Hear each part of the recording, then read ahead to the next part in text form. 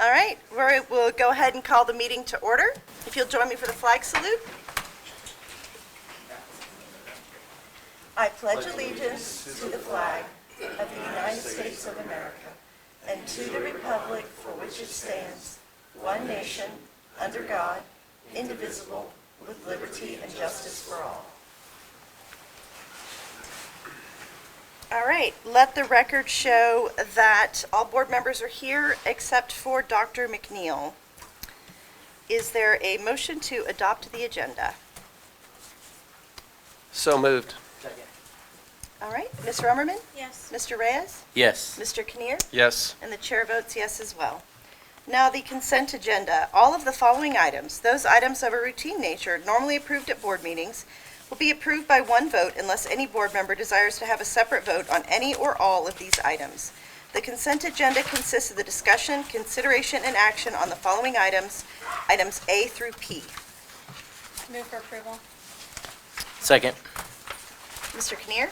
Yes. Mr. Reyes? Yes. Ms. Rummerman? Yes. And the chair votes yes as well. Information reports. Do we have anyone here from USPA? All right, UCTA, Ms. Churchill.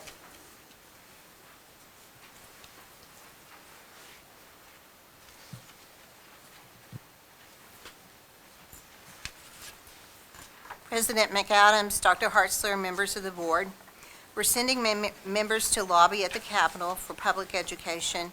We greatly appreciate the district's generosity in allowing us this privilege. Last week, we finalized our UCTA elections. The executive committee remains the same. Carrie Gunter, president, Dina Churchill, vice president, Michelle Taylor, treasurer, Jamie Cole, secretary, and Allie Hyde, membership chair. And Thursday afternoon cannot come soon enough. Thank you. Under hearings and correspondence, has anyone signed up to speak? Okay. Business agenda, under instruction, consider and take action on the proposed 2024-2025 school calendar. Dr. Hartzler.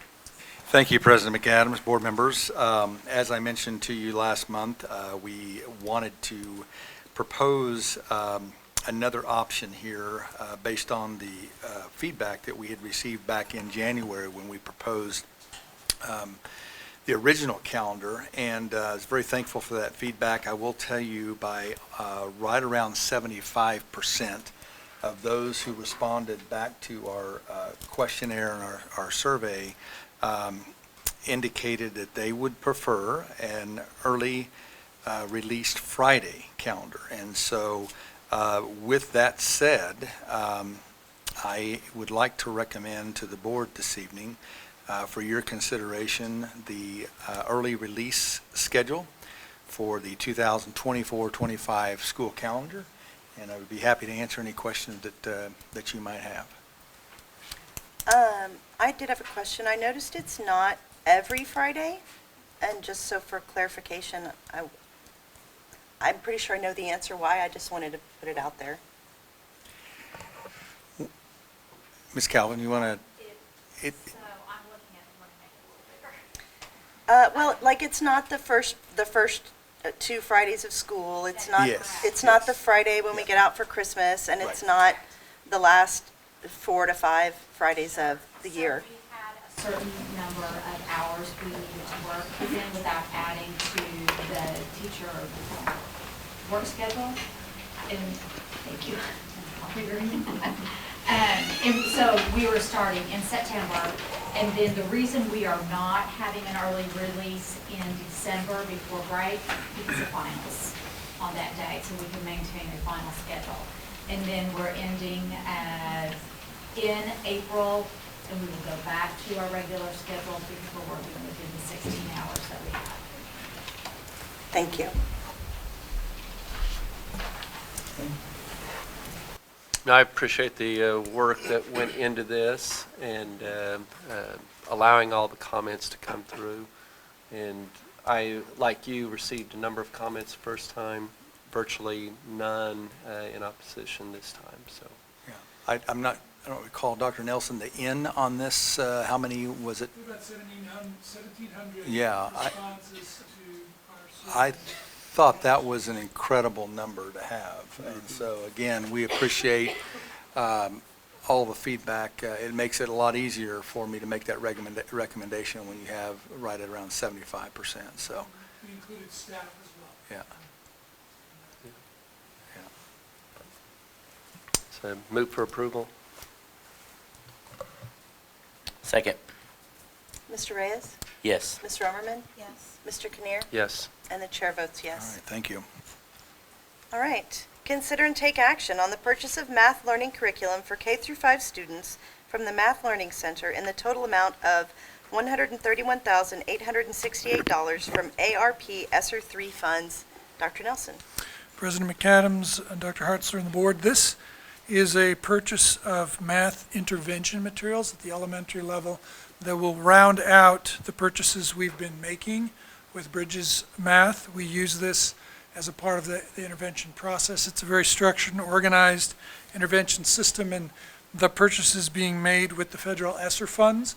So we're completing that for all schools. There was an early pilot and then an initial implementation beyond that, and this was to go back to the schools and ask them now, how many kits do you need to complete your intervention process with math?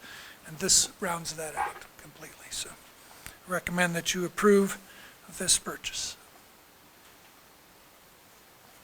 Move for approval? Second.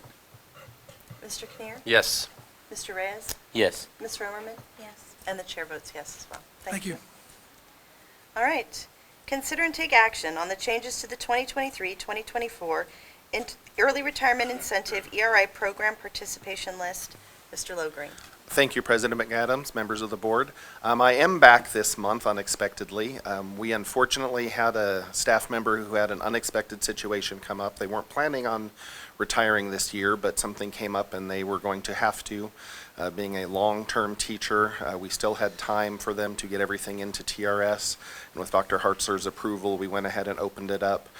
With over 25 years at Union, we felt it would be very sad for them not to be able to participate in ERI because of something unexpected. So we were able to get everything completed in a timely manner and finished to full extent. It does add a little bit of savings and a slight more cost overall for the plan, but we just felt it's one of those pieces that's very special to our staff members and to be able to offer it to them, and they were very thankful for the opportunity. Second. Mr. Kinnear? Yes. Ms. Romerman? Yes. Mr. Reyes? Yes. The chair votes yes as well. Thank you. Consider and take action on the 2024-2025 application for temporary appropriations for the 2024-2025 fiscal year for the General Building and Child Nutrition Funds. Dr. Williams. Good evening, Madam President, members of the board. This is the application for next year's temporary appropriations budget that we are required by law to have the board approve and file with the County Excise Board. We file this before entering into any financial obligations, of course, for the new year. However, we do, with our new budget schedule, we do allow our sites and our departments to enter RQs starting May 15th, so that for those who are not here during the summer months, there are requisitions in the system. Of course, we do not issue any purchase orders until July 1st. But this allows those who are not here during the summer months who need to get things entered into the system to get that done. So we'd ask for your approval. Yeah, and again, remind me, I think I've asked this before, this is pure perfunctory. It is the budget plus the fund balance. Yes, sir. It's, Yeah, right, okay. yeah, it is this year's allowable appropriation Right, level. yeah. Move for approval? Second. Ms. Romerman? Yes. Mr. Reyes? Yes. Mr. Kinnear? Yes. And the chair votes yes as well. Consider and Thank take action on the 2023-2024 Building Fund revisions. Dr. Williams. Thank you, Madam President. This is a request for the board to approve a budget revision for the district's building fund. You may remember back several months ago, we learned that the district would be receiving Red Bud School grant funds from the State Department of Education due to the increase in the appropriation for this year. Well, that allocation finally came, and the good news was it was larger than we expected, so that required us to increase the building fund budget by $1,226,401. I've explained what those funds can be used for. Right now, it's a little bit restricted. However, there are a number of bills in the works to allow districts to use these Redbud funds for any allowable building fund purpose. And that would include things like property insurance, utilities, revaluation fees. I mean, there are just any number of things that could relieve the general fund if we can use these dollars according to building fund law. So with that, I would ask that you consider approving this increase to the building fund budget. Yeah, certainly that seems, yes, we need to do that. Are these, is this a one-time, or can we expect this new level to be recurring? I have asked that question. It is an annual appropriation. It was a line item appropriation in this year's budget. So to the extent that anything is consistent with the state budget, it is our hope, because these funds were set aside to equalize building funds among school districts and charter schools, it is our hope and belief that these will be recurring funds. Okay. Move for approval. Second. Mr. Kinnear? Yes. Mr. Reyes? Yes. Ms. Romerman? Yes. The chair votes yes as well. Thank you. Receive bids for the purchase of $33 million combined purpose general obligation bonds of the district and vote to award said bonds to the lowest bidder complying with the notice of sale and instructions to bidders. Dr. Williams. Yes, ma'am. The first agenda item has to do with actually receiving the bids, and the second with awarding the actual bid. You should have a sheet that looks like this at your place there. We received bids at 10 o'clock this morning, 11 bidders. The district's AA plus rating was affirmed by Standard & Poor's, so a very positive review on the district's financials. But I've asked John Wolf to be here tonight with MFS to walk the board through the recommendations.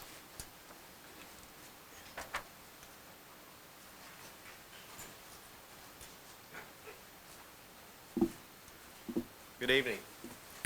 Had a very good day today as far as interest in the union's general obligation bonds. I believe 11 bids is probably a record for the district by, I think, quite a few bids. So the market's very aggressive. They're looking for good quality paper.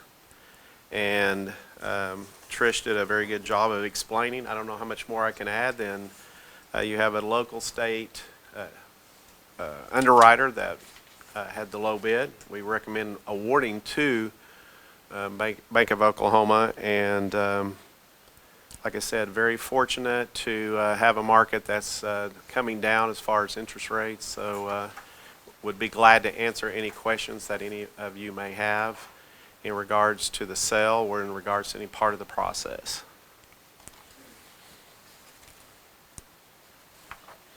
None from me. Thank you. Move for approval. Second. All right, Ms. Romerman? Yes. Mr. Kinnear? Yes. Mr. Reyes? Yes. And the chair votes yes as well. Thank you. All right. Consider and vote on a resolution providing for the issuance of combined purpose general obligation bonds in the sum of $33 million by Independent School District Number 9 of Tulsa County, Oklahoma, authorized at an election called and held for such purpose, prescribing form of bonds, designating bonds as combined purpose general obligation bonds of 2024, providing for the registration thereof, providing for the levy of an annual tax for the payment of principal and interest on the same, approving the form of a continuing disclosure certificate, and fixing other details of the issue. Dr. Williams.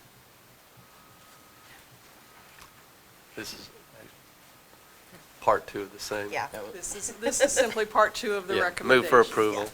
This is to get the Yes, I know. Second. All right, Mr. Reyes? Yes. Mr. Overman? Yes. Mr. Kinnear? Yes. And the chair votes yes as well. All right. Okay, any new business? No new business. Anyone signed up to speak? Any comments from board members? Dr. Hartzler? Okay. Then the next item is executive session. Motion, discussion, and vote on motion to approve or disapprove moving into executive session for the purpose of conducting confidential communications regarding the employment of Dr. John Federline as Superintendent of Schools effective July 1st, 2024, pursuant of Oklahoma Statute Title 25-307B1. Move for approval. Second. Mr. Kinnear? Yes. Mr. Reyes? Yes. Mr. Overman? Yes. Chair votes yes as well. We are in executive session. We are back in open session. During executive session, the board discussed only the confidential communications regarding the employment of Dr. John Federline as Superintendent of Schools effective July 1st, 2024, and entering into a contract with Dr. John Federline as Superintendent of Schools effective July 1st, 2024, and granting the board president, in consultation with the district's legal counsel, authority to execute a contract consistent with the discussions had during the executive session pursuant to Oklahoma Statute Title Section 307B1. We made you a Sorry. rush. I know, I was trying to rush. I apologize. All right.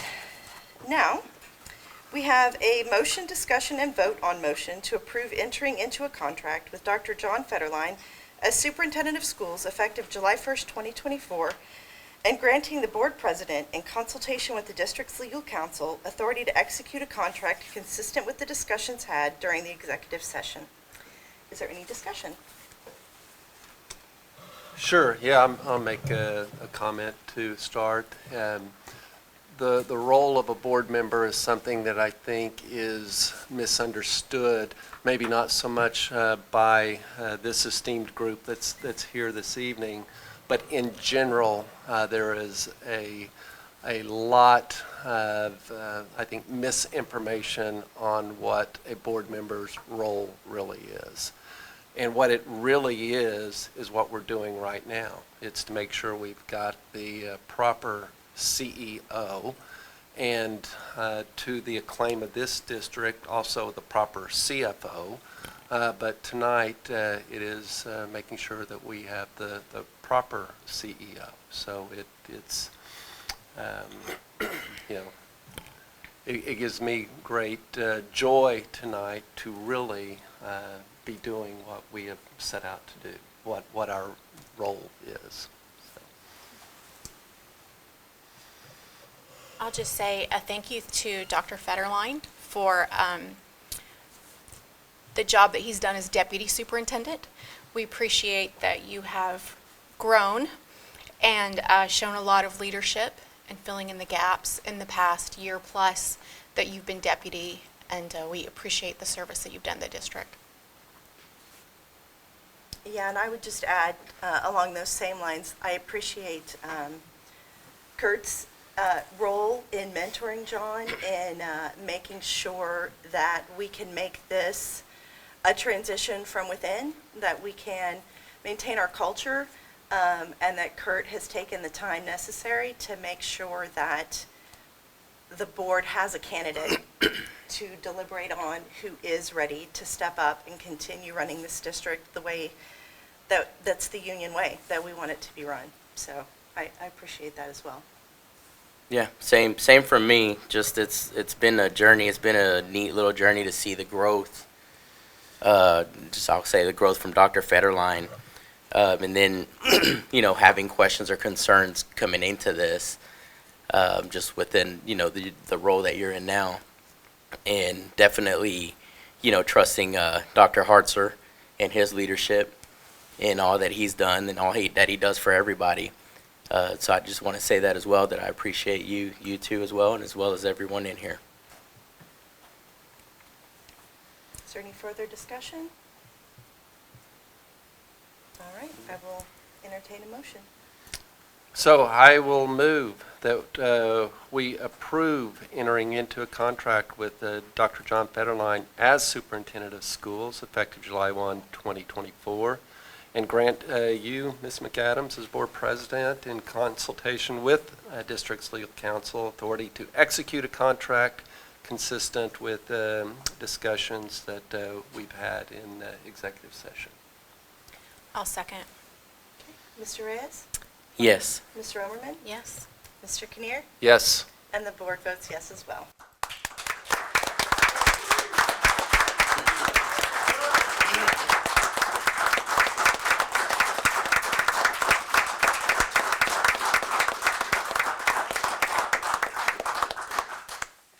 Would it be appropriate for Mr. Federline to share any comments? I would say yes, except that it's not on the agenda, so maybe we should Who's the adjourn. legal person? Maybe we should adjourn first, and then it would be okay? Yeah. So let me, I will entertain a motion of adjournment. So moved. Second. All opposed? All in favor? Aye. All right, we are adjourned. Thank you to all of you. None of you needed to stay tonight. This was, as a great surprise. Really, I was really honored to see so many of you stay tonight. I really appreciate your time. I appreciate the support. One of the things the board and I discussed was the amazing team that we have at Union, and none of us can be successful without the team of people that we have around us. And you all are such an integral part of that team, and I hope you are looking forward, as I am, to the great things that are to come in the Union District. So thank you. Thank you.